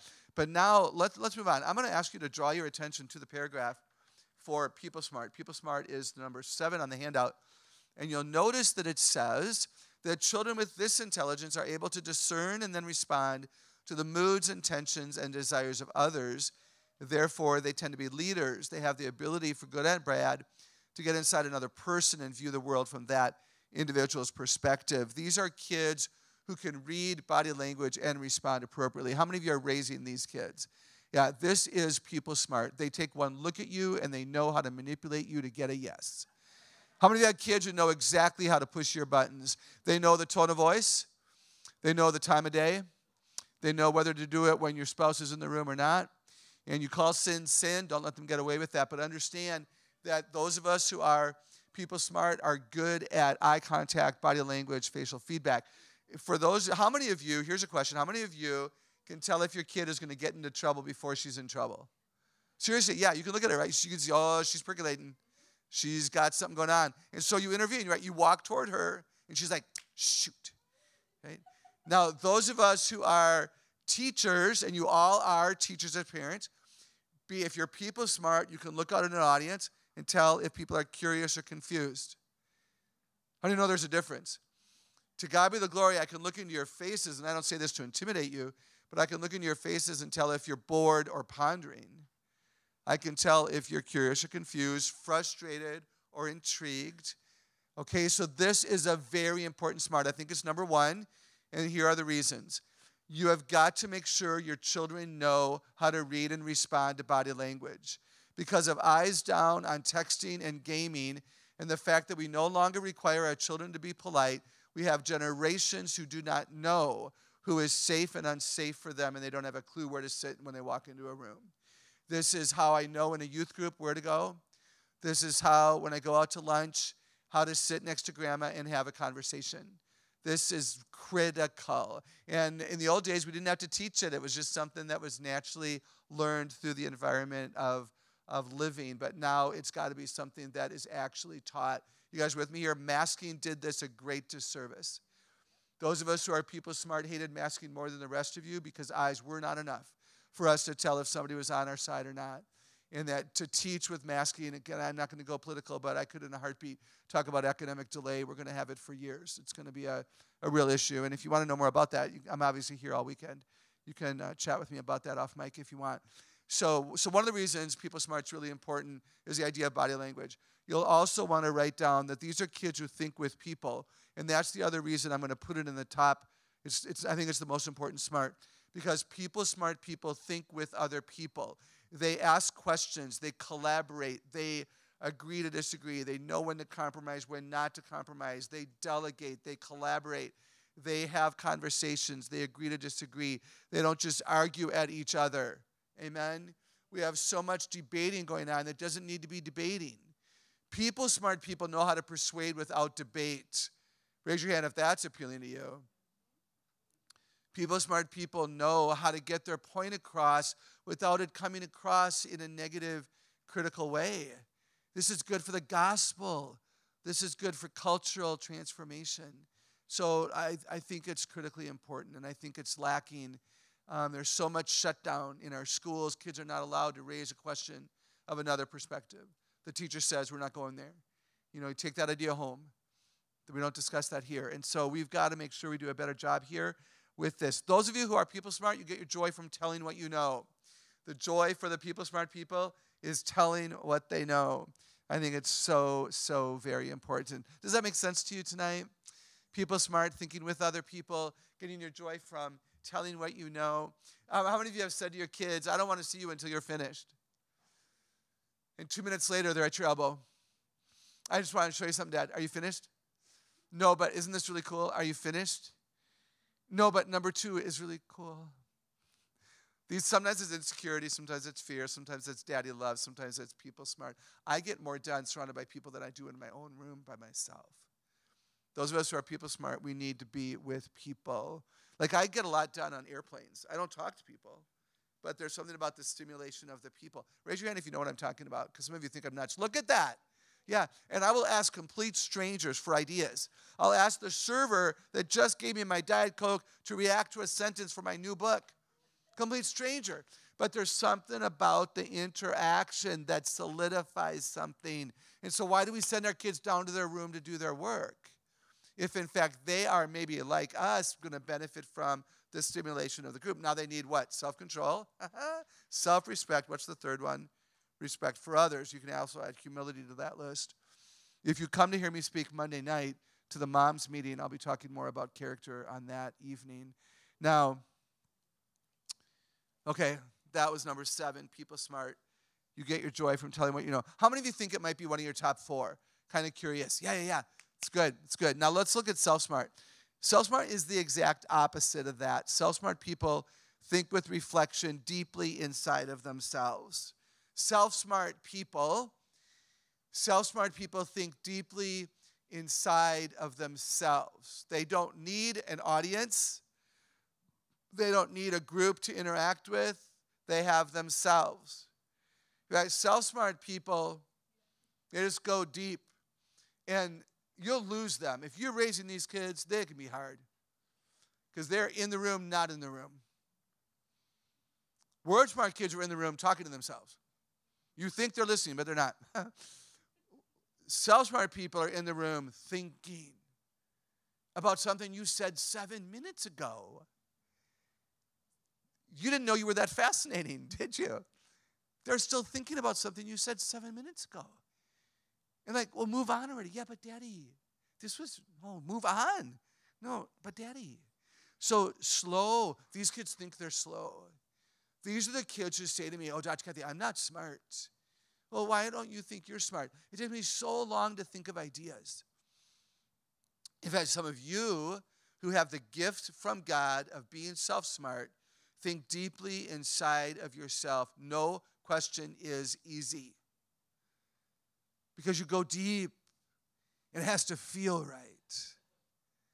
You think with deep reflection inside of yourself. And if you get excited, you want to spend time alone. So some of you tonight are looking forward to us being finished so you can talk among yourselves. And somebody in here came with a friend and is thinking, man, I wish I wasn't coming with a friend so I could just drive home alone and think by myself. But I know we're going to get in the car and it's going to be like how many of you at the end of the service, you just want to think more about what the pastor said? And you're with your mate who's like, wasn't that third point great? What third point? I'm just thinking about the intro. Like, oh my gosh. Self-smart people, deep reflection. They get their joy from knowing what they know. It's so interesting. Smart people get their joy from telling what they know. And self-smart people get their joy from knowing what they know. This can be, by the way, the autistic Asperger's spectrum. This is a gift from God.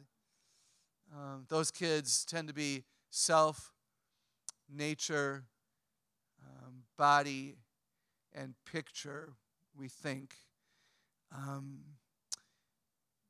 There's 4 things self-smart people need. Ready? You're going to know if this is you when I say this. Privacy, space, quiet, and peace. How many of you did I just describe, or one of your kids? Look at that. The laughter there. Quiet, peace, privacy, and space. But here you are. You obediently came to a seminar full of people listening to someone, quick-paced, not a lot of deep soul searching allowed. Proud of you. A lot of self-smart people like to sit on the aisle to have that physical space. Quiet, peace, privacy, and space. These are kids who wish they didn't have to share a room or share a dresser, and they wish you didn't look at every backpack. They come up to me after my programs. Dr. Kathy, I'm self-smart, and they look at everything I do. Good, they're your parents. Go sit down. You know, I help them understand that the role of parent is to do that. But self-smart kids, they know what they know, what they know, what they know. They can look arrogant.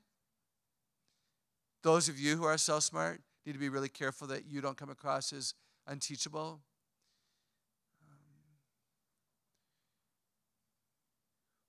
Self-smart people have a really hard time making up their mind because it just has to feel right. So true story from a kid. Picture this child inside of her head doing this. Mom says, go choose a piece of paper.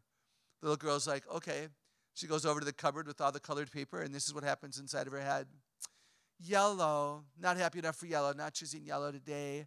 Blue, I chose it yesterday. There's a lot of colors, so I don't want to choose 2 in a row the same. That's kind of silly because Mommy has a lot.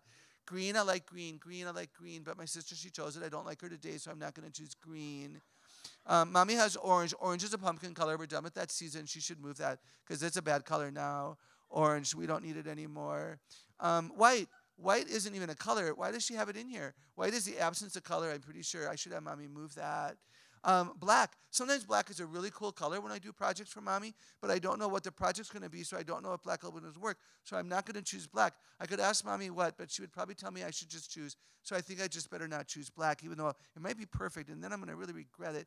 But I don't think mommy wants me to choose it, so I guess I won't choose black. Red. Red. I'm not quite in the mood for red. Purple. Purple. I like it. Purple. I like it today. I like lavender better. Lavender in my mouth. Lavender. I actually like that word up there. Lavender. It's kind of a fun word. Lavender. If I was finger painting and I had purple in a hand and white in a hand and I made a mush, would I make lavender or would I make light purple? Like, is lavender its own color or is lavender light purple? I like lavender really well, but she doesn't have it. Purple. How many of you are raising her? How many of you are her? Oh my gosh. Do you want to go to lunch? I don't know. Where do you want to go? I don't know. Where do you want to go? I don't know. Where do you want to go? Go somewhere. So then I'm verbal multiple choice. Italian, Mexican, American. Okay, Italian. Okay, then you choose. Oh my gosh. I mean, this is hard. These children, when I do that in front of children, you could hear a pin drop. And then they find out they're not the only one that does that. And then they have to be told it's not the end of the world. It's just a piece of colored paper. Like, you can choose and be wrong. It doesn't matter. Oh, no, Dr. Kathy, I can't be wrong. So is that interesting? It can be so difficult. How many of you think that you have both of those in your top 4? Yeah. How anybody have kids you think you might have both of those in their top 4 or 5? Again, you have all 8. But let me tell you something, and I'm going to tell you the truth here, and then we're going to open it up for Q&A. If you and or your children, if you have both of these in your top 4, you've been told your whole life you're moody, schizophrenic, in need of counseling, and you better get some help. Because we don't know who you are when you wake up in the morning, and you don't know who you are either. And so, so you come to this seminar, and, the people smart part of you is most alive, and everybody knows you're in the room, and you've met new people, and you're already saying that you're friends, even though you just met, because you've never met a stranger, because you just love to think with everybody, right? And then somebody gave you a break, unlike me, and during the break, you had this chance to go deeper with a thought that I had shared or somebody had shared with you, and you come back in after break, and you're in a more thoughtful, kind of reflective mood, and somebody comes up to you, are you okay? Well, I'm fine. Well, I thought we were becoming friends, and you look a little bit like closed. No, if you would leave me alone, I'd be fine, but I'm really okay. Am I right about this? And kids tell me all the time, kids will say, Dr. Kathy, I don't know. When I get home, I never know for sure who will be there, like which mom will be there. Sometimes it's the milk and cookies mom, and sometimes it's the go to your room mom. And maybe this is what's happening to my mommy. Maybe sometimes I come home and she's a self-smart mom. Yes, go to your room. And maybe she's a milk and cookies mom. It can be confusing for you and for them. It can be hell in marriage, I've been told. Hard for parenting. If you're self-smart and you just want to think deeply and you got a bunch of kids, how many of you stay up later than you need to just to have that quiet think time? Yeah. Come on. How many of you wake up early just to have it? Do any of you drive the long way home? You are not foolish. That's healthy for your marriage and healthy for parenting. Seriously. Teach your kids that. When I talk to young children, I never share this with young children because I don't want them to feel like it's not my place. But I will tell you, when I talk to middle schoolers and high schoolers, I do share this, and I do talk about, I don't say in need of therapy, like I'm careful how I say it, but I have wept with children. They have Googled bipolar, and they thought they were bipolar. Now, if you're bipolar, take your meds. That's no joke. This is not that. By the way, this is also not introverted, extroverted. That's personality, how you feel. This is how you think. I'm going to say to you all, as I wrap this up, this is critically important to the kingdom of God. Self-smart people know what they know, what they know, what they know. And smart people share it.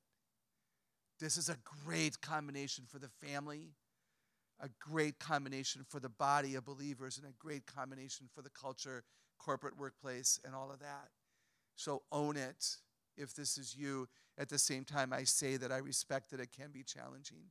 So I'm going to leave it at that. Those, you guys, are the 8 smarts. I'm open to all the questions. I think we're going to come up with John, and maybe I don't know what we're doing, but we're doing something. And well, you don't know what we're doing because yeah, we but they run know. this place. So to God be the glory that you've come. I'll say thank you again at the end, but I really hope this was helpful. I've written a whole book if you need more, and we're going to do some Q&A. You went 8 minutes long, just so you know. I'm not judging, but I'm judging. We have some books available. She wrote a whole bunch. She keeps writing. Buy any 2 books and you get 1 for free. It's amazing. It's a good deal. She never knows what the deal is because she's like, why are you giving this away for free? I spent a lot of time on this. Also, our best option, which this is literally the best price we've ever done on this bundle, legitimately. So I'm not going to say it until I step over here. No, I think they're rich. But they want to support our ministry and buy the bundle. Buy 4, get 3 free. All 7 books out there for $60. Wow. Wow, that's cool. Amazing. So read them, give them away, share them with the library, keep them, use them forever. But we legitimately never make the bundle that cheap. No, so that's really amazing. You know what that is? Everyone thank Christine in the back. My Evidently, she wants to give stuff away. Christine flew in to help us. Congrats. So okay, I have a couple questions. Michelle's going to come up here and help facilitate, but I'm going to start with this question. Okay. No, I'm not. I'm not going to ask you that one. No. Whoever just texted me, I'm sorry, no. Don't say that word around Kathy. She doesn't like that word. Oh, I can talk about the Enneagram. I'm shocked. Don't use it. How was that? Was that good? That was so good. No, they want to know what's Kathy's Enneagram number. I'm not going to go there. There are other assessments that I teach with learning styles. I have investigated Enneagram just a little bit to know enough to make myself dangerous to be able to answer some questions. I'm not a fan of the history of it. I'm not a fan that it's rooted in brokenness. I think it allows some people to stay there. This is observable in children and adults. It's practical. It's not a judgment of being labeled in this way. It can help you with service unto the Lord, career, friendship, blessing, behavior, intellect. And so I'm a huge fan of this.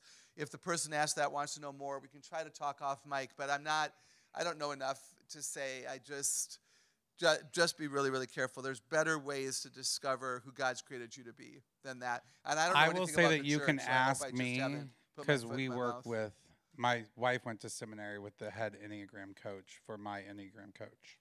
So we know a lot about it because we've asked him a lot of questions. So you can come ask me about that later. Yeah. Michelle, come take this mic. Yeah. You have, Kathy, just so that everyone knows, you guys have exactly 15 minutes. Okay. Usually we don't do Q&A at all, so this is actually amazing. Okay, great. No one texted me. That's okay. Okay, so if you then they feel open. Cool. If you guys have any questions, okay, we have one back there already. And we're recording, so we're going to wait for the mic. I will just have to cut things off a few minutes before 6. So, Preston, not a long question. Super long question. But I'm people smart. So, and word smart. That's good. Preston here. We've got a great little boy that's very body smart, and he loves to hit everybody. To hit everybody? But it's not mean. It's out of affection. He's constantly hitting us and everybody to get affection, right? So what would you suggest would be a good way to divert that and redirect it into positive energy without, how do we move it? Right. This is why I don't like Q&A. So good. So first of all, you'll really laugh. I'm proud of you for knowing your son. It's really cool. I imagine you've affirmed him for that. The older he is, the easier it is to teach vocabulary and to teach what is wise use of body smart ability. God gave you this desire to communicate with movement and touch, and we're excited, and it means something for your todays and your tomorrows. Other people can interpret that as mean or wrong or dangerous. We don't want people to avoid you because this is how you communicate love. So let's find an alternative. And so this is where you teach to hug, to pet, if you will, to caress, and to use words would be, ideally to start to use words, all of which I imagine you've done. Sometimes it's also get it out of his, get him ready to move on to something else. So 5 quick punches and then we're moving on, like 5 jumping jacks and then sit still. Kind of that mentality is sometimes good. Yeah, but I think the lesson in friendship is where I would probably go. I don't want this to be misinterpreted by people. Therefore, we will help you learn to communicate your affection differently with words. And we also live in a weird world, don't we? Where not everybody wants to be touched, nor should everybody be touched. And so I think there's also a responsibility for those of you that have love language of touch and the body smart intelligence to also be a little bit careful maybe with that. Yeah, it's a great question. Anybody else? Yeah. In the front, we've got one. How do we help our kids, especially if we have multiples, for those that have the people and the self-smarts, so that within a community setting, it's not quite as offensive and easier to interact with those that have both of those strongly? Yeah, it's a great question. So if you have a family unit or you're teaching a class and you have some kids who are people and some kids who are self, how do you honor everybody in that situation? So self-smart people always need more time. One of the reasons that self-smart adults and self-smart children think they're stupid is that it just takes longer for them to come up with an opinion. In fact, some of you who work outside of the home who are self-smart might not like committee meetings and group meetings because you have thought of an idea finally and they've already moved on to something else. And you actually might lose out on promotions because people don't think you're creative when in fact you really are. So one of the things that you do is you give more think time. Everybody's quiet, 42 seconds of silence. And they know that you watch your watch. Just come up with a random number, 42 seconds. That's a long time. I would go 19. 42 is like hell. I go 19 seconds of silence. And no one is allowed to speak. And you make the people smart people put their hand over their mouth. Logic smart, word smart people are quick thinkers. And we will always step on everybody else's ideas, which is why we feel smart and we make other people feel less smart. So you train them to stand or to sit with their hand over their mouth or a pen in their mouth so that they're not as likely to speak up. And you honor, I'm a big believer in the word honor. We're going to honor your sister by everybody is going to be quiet for 19 seconds because she thinks she doesn't need time because she's stupid. Because of how God has made her smart, she needs these seconds, and it will be good for you too. And that's how we develop community. So everybody benefits from additional silent time. The other thing that I would often do is not necessarily call on them first, but sometimes do call on them first. They have deep thoughts. Sometimes their thoughts are unique, and they don't feel like they're going to fit in because they go deeper. How many of you have had that happen, where a self-smart thought, it's so unique that you're hesitant to share because it just doesn't feel like it's going to fit into the flow? So if I let you go first, there's no competition. Your idea is first, therefore it's a good idea. So I sometimes use dice. When I was a professor, I took dice to class all the time, but I had a big green die, and I would roll it, and it's number 4, so it's the 4th kid talks first. So just count off. You can do a go fish pile of colors, and they pick yellow. Who's ever wearing the most yellow gets to talk first. There's a variety of ways that you can make it more creative and spontaneous that I think helps the self and the people smart kids communicate. And I will tell you that if you teach this to your children, if you watch this as a family, you read part of the book with them, they'll love knowing this. They will love knowing this. And then they'll say, wait, mommy, remember I have a lot of self-smart brain cells. Could I have about 5 more minutes? Like how to empower them. And then for you to say to a kid, hey, Jonathan, I know that you're people smart and you love to share your ideas, but I've got to change the baby's diaper right now and I've got to start the spaghetti and then I promise I'm yours. They can handle that. You respect them by telling them, I know you and I know this is your preference, but you don't always get your way. That's part of what my rambles for that would be. Yeah, good question. That was a great rambling answer. Yeah, thanks. I have another question. Great. It's my favorite question that you get asked. It's about Maddie. Oh, okay. How do you handle dyslexia? Yeah. Say it again. How do you handle dyslexia? How do you handle dyslexia? Yeah. Why is it your favorite question? Well, because tell them about how you helped Maddie. Duh. My daughter, who's dyslexic. How did I help her? Oh my gosh. By telling her that it's a superpower? Right. Yeah. By showing her smarts. Dyslexic kids are, I'm sorry, you guys, I can never trust him for sure. You have security in security, who can I trust? Their oldest daughter, their second born, has dyslexia. Dyslexic kids are extremely creative. Extremely. The superpower of dyslexia is creativity. So she's an excellent drawer. In fact, I'm going to be there next week, and I know she has a watercolor or painting or something ready for me. Very creative. So telling them it's a different way of learning, not a disability. It's different, not disability, different.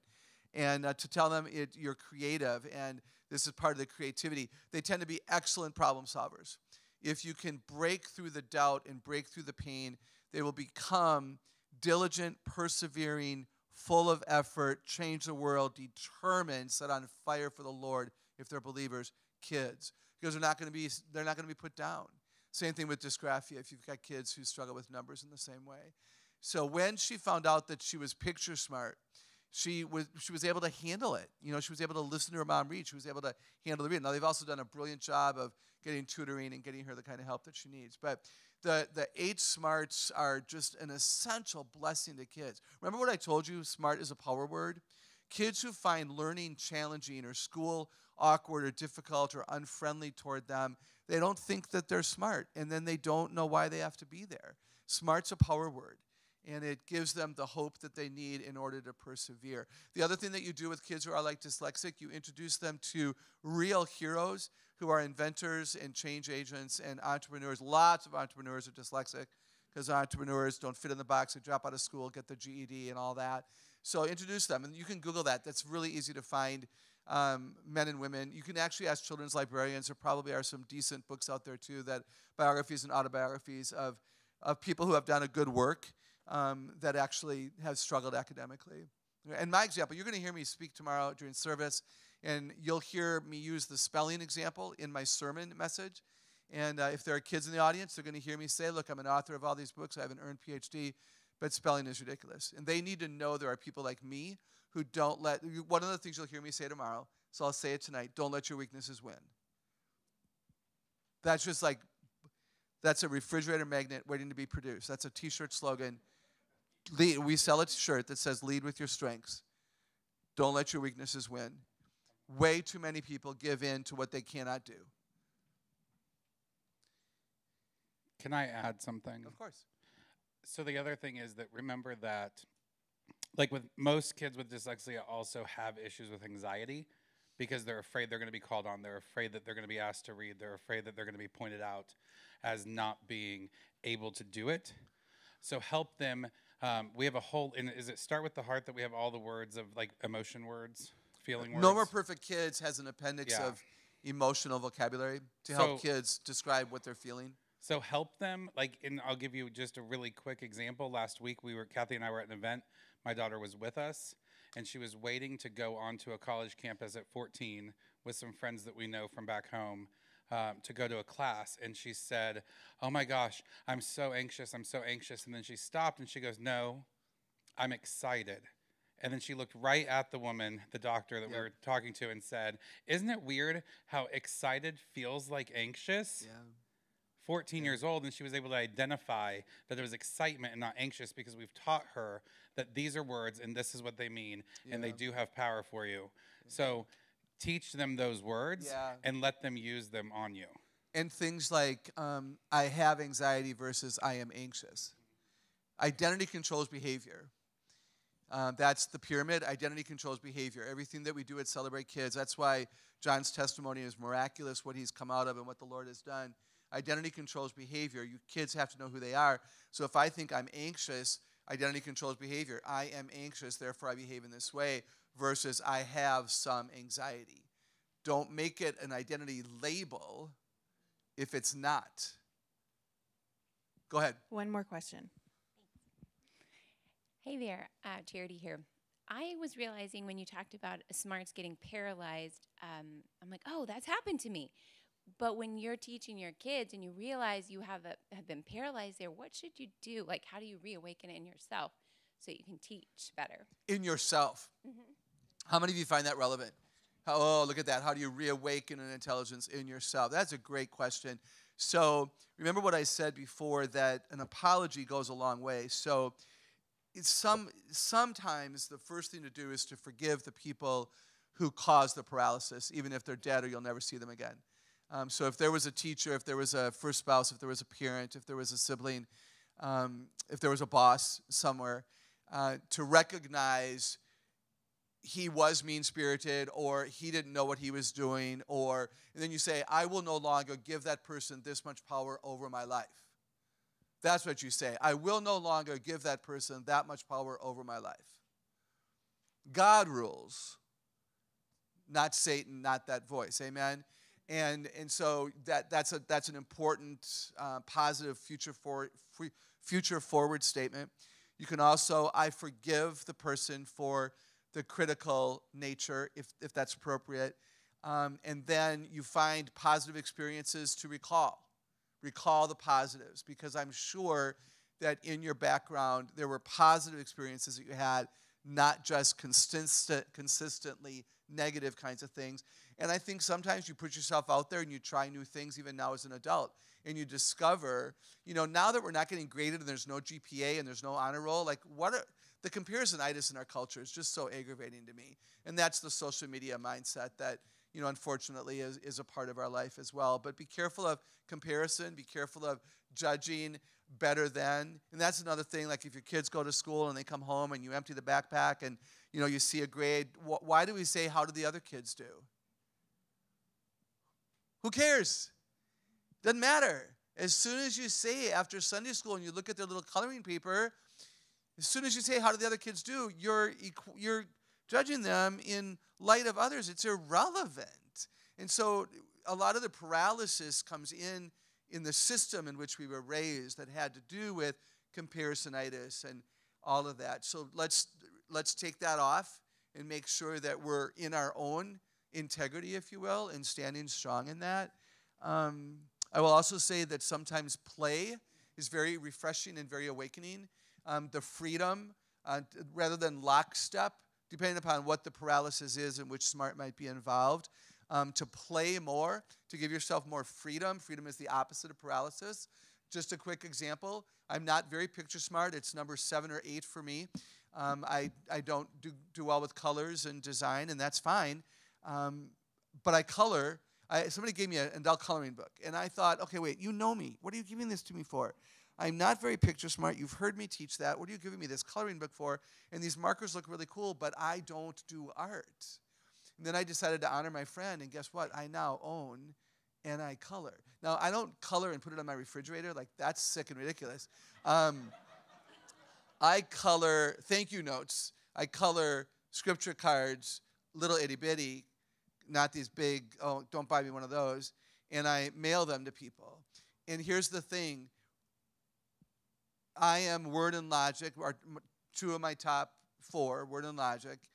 I think and I write and I read for a living. I get home from this trip on Tuesday. I leave Wednesday for my next trip. I am constantly, so what part of my brain is tired?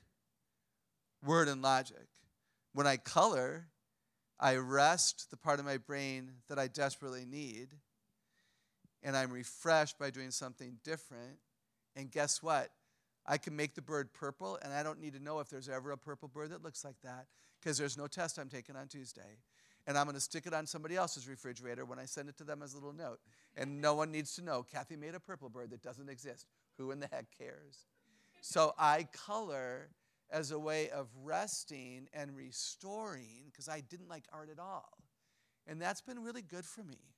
I don't know if that's relevant to anybody in the room, but sometimes for your children even, buy them a toy or spend time doing something that's very opposite of what they put out there as their preference, because it will refresh them and rest the part of the brain that's really busy.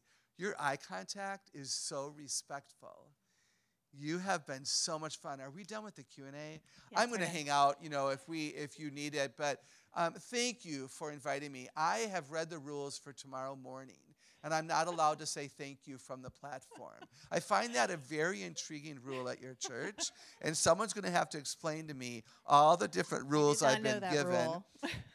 What? I did not know that rule. Yeah. Oh, have you never seen the rules I was sent? Oh my gosh. It's so fun. It's so fun. Seriously, I get it. I get it. Multi-campus, online streaming, I get it. I just think it's hysterical. But you I'm going to thank tonight because you've been a rock in this. We wouldn't be here without you, and you have made this happen. Thank you, And I mean it that Michelle's been a fan for a while and has advocated that we would be here, and I am really grateful. Thank you for trusting us and coming out on a Saturday night. Thank you for loving your family, and I pray that something that was said tonight will stay with you for the long haul. I don't care about being popular. I don't care a lick about being good. I want to be impactful. That's on you. I'll be praying for 52 weeks that you put into practice the things you're supposed to and you leave the rest alone. Try one thing. Make the next best choice. Go back to the handout. What's another new best choice? Don't be overwhelmed. Don't try everything. They'll be confused. They won't like it. You won't like me. It'll all go to waste. One next best thing. So thank you for trusting us. Thank you for being here. Thank you to the team in the back. I mean it. And thank you again. I appreciate you a lot. Join Thanks, me everybody. in thanking Kathy for being here. Thank you.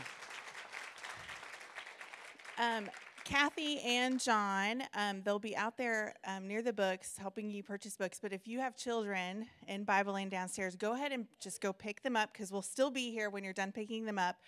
Bring them up here, purchase the books. They can't really hurt anything except for back there. They can't really hurt anything in here. So Kathy and John will be around, but you guys are dismissed. Thank you for coming.